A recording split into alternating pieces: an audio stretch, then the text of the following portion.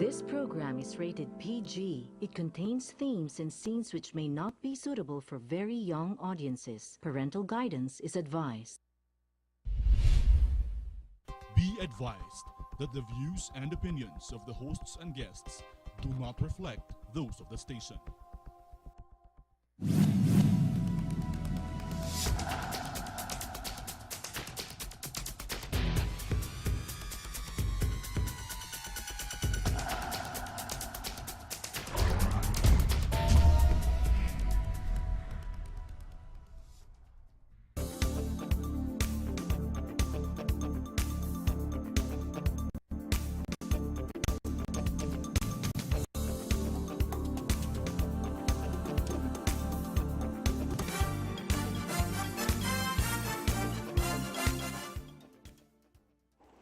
Magandang gabi po sa inyo lahat. Welcome to Heartbeat. Ako po ang inyong host, si Ray Orosa. We'll be together for the next almost 1 hour. Pag-usapan natin ang mga mahalagang bagong nangyayari dito sa ating bansa. Alam po ninyo, tonight we're gonna have, I won't have a guest. So I wanted to be able to tackle this issue and say my comments without putting anybody into any kind of trouble about the dismissal of the charges of plunder against Senator Ramon Bong Revilla Jr. at mga iba pa. Alam po ninyo, ang makikita natin yung desisyon na yun noong December 7, 2018, Sandigan Bayan acquits Revilla of plunder after 4 years of trial. Tapos, minarapat din ng korte na isoli niya ang 124.5 million to the Philippine Treasury. At meron pang 16 na iba pang mga akusasyon ng graft, but they are still undergoing trial, kanya wala pa pong desisyon. Si Revilla ay naakusahan na kuha ng pera through the pork barrel through bogus non-governmental organizations linked to Janet Lim Napoles, allegedly earning 224.5 million in kickbacks.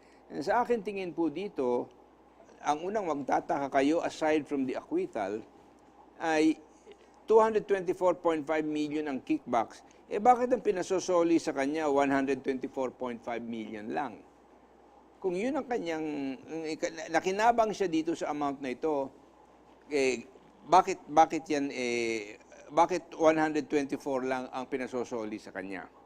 Alam po ninyo, kailangan nating makita na ang depensa dito ni Revilla ay yung mga pirma niya ay forged.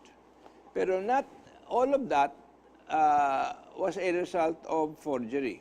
Ang kailangan nating makita dito, kung wala siyang nalalaman dito, kung ikaw ay nagkaroon ng pera sa iyong kwenta sa bangko, palagay mo mayaman ka, meron ka diyang mga 20 million, ganyan. At hindi ko naman pwedeng sabihin na mahirap si Ramon Revilla. Marami siyang pera siguro. Hindi lang yung mga account niya yan, baka marami pang iba. Pagkatapos ngayon, nalagyan ng pera yan na hindi niya totoong hindi niya nalalaman. Ngayon, mula nung na-discover niya yan, sabi nila, paano hindi niya malalaman? Yung mga kumpanyang yun, kung saan nilagay yung mga pera, ay wala namang operation. Hindi naman aktibo. So kung ikaw ay nagkaroon na lagyan ng pera dyan, kung hindi mo ginagalaw yan, alam po ninyo, ang gagawin dyan ng bangko, isasali ang account na yan kung hindi active.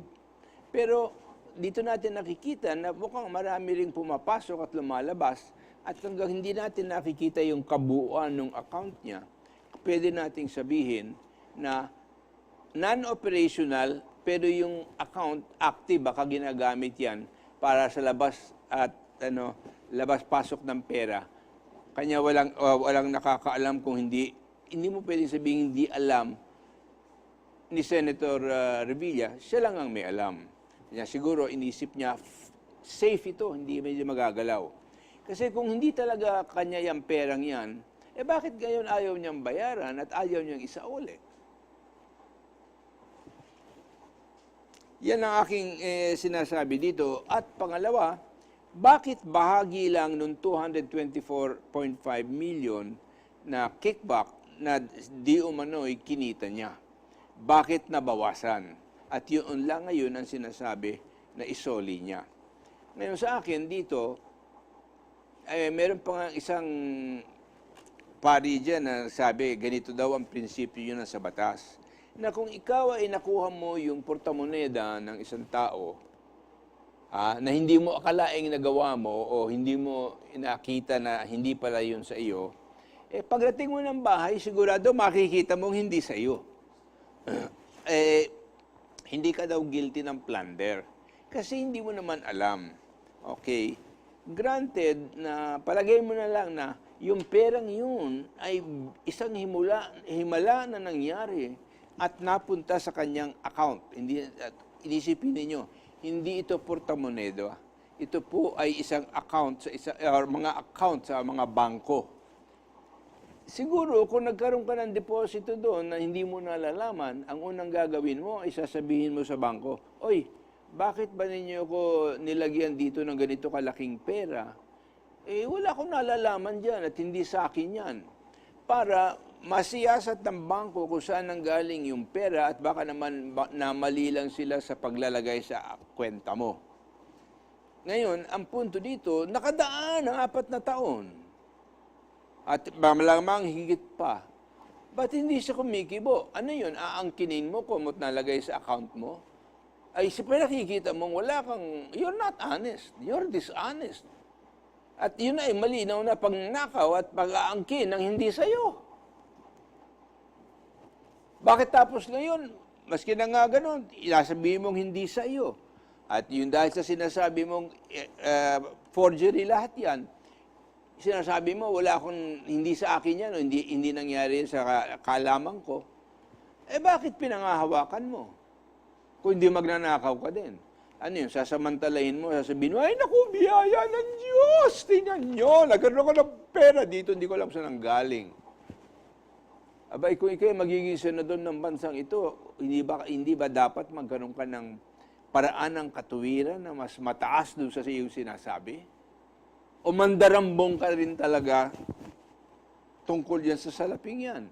Kasi ang umiiral sa dyaryo at lahat yan, sinasabi mo raw, hindi mo isusoli yung pera. Anong rason mo? Kung hindi sa'yo. Anong batas ang iyong titingnan ngayon para sabihin na iyo yan? Ngayong lumalabas na ninakaw yan sa kaban ng bayan. Bakit hindi mo sinosoli? At yan po ang isa sa mga bagay na kailangan nating siyasatin. At sa akin, hindi nagbibigay ligtas sa kanya sa plunder. Kasi hindi niya nalalaman. Pero ang tingin ko dito, napakalinaw sa ebidensya. Napakalinaw sa report ng AMLA. Kung saan ang galing yan Paano mo sasabihin ngayon wala kang nalalaman? Dito, nakakagulo, talagang nakaka-iskandalo. Sapagkat ibig sabihin nito, para ngayong nabili yung desisyon. Nabili ba ito? Sa pamamagitan ng kanilang pagpapaliwanag ng korteng nagpa-absuelto sa kanya, napakadaling paniwalaan na ito ay inareglo at ito ay inayos. Sa akin, tingin lang naman, looking at it and looking at then reading the dissenting opinions na ginawa ng dalawa for conviction, parang malinaw na talagang naareglo. Pangalawa, meron pa dyan. Dati kasi ang hukom dyan, tatlong justices. 2 para sa conviction, 1 para sa absuelto. Bakit sa kalagitnaan ng 2 pa na alam mong kontra sa conviction? Para ngayon maging 3-2 in favor of conviction. Ang linaw ng pagkakaayos alam po ninyo dito, hindi naman pwede at hindi dapat ganyang klaseng areglo ang iiral sa ating hustisya, lalo-lalo na when it comes to PDAF. Actually, mahigit 100 yan. Yung listahang ginawa dyan ni Janet Napoles, mga 100 politiko yan, miyembro ng Kongreso at saka ng Senado, na dapat pang demandahin. Tungkol po dyan, ewan ko kung naidemanda na o nagpapatuloy ang paglilitis. Kanya ngayon, sabi na ng lahat ng iba pang nademanda, from Johnny Ponce, and to a number of the others, ay siguradong absuelto kami dyan ngayon dahil sa nangyari kay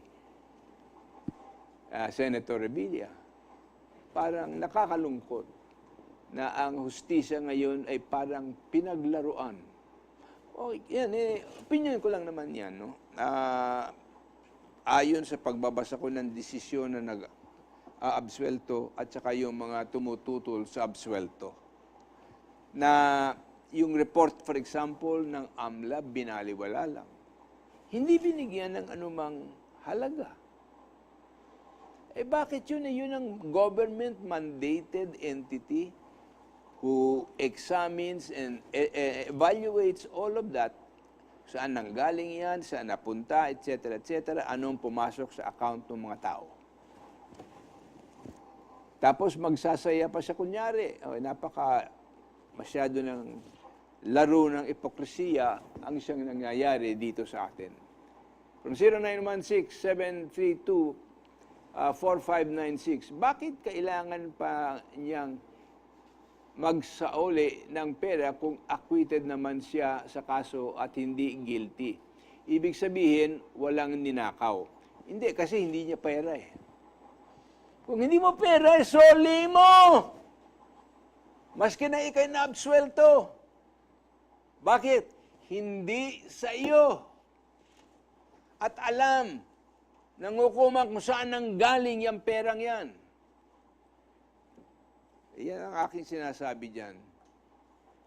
Kung gahanap ka na naman ng buta sa akala mong batas para hindi isinuli, ay talagang magbabago ng opinion ko tungkol sa iyo. Hindi ko sasabihin sinwerte ka sa pag-absuelto mo, sapagkat nakikita naman ng maraming tao na marahil na ayos yung pag-absueltong yan. Paano natin? Wala naman akong ebidensya tungkol doon. Although napakadami kong nadidinig. Kung sinong talagang sumulat, ng ganito, ng ganito, ng ganon, na wala naman siyempre aamin maski na sino.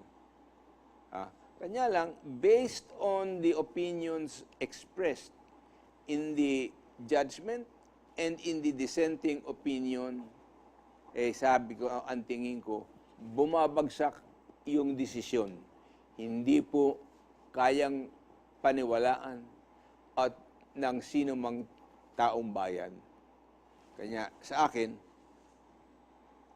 that is a very cynical and a very cruel way of using the department or the Sandigan Bayan courts to do what is not good and to do what seems not to be in accordance with logic or even law.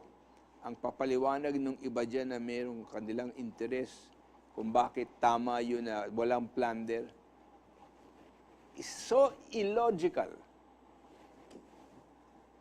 na napakahirap po talagang paniwalaan at bilhin. It just defies logic and reason.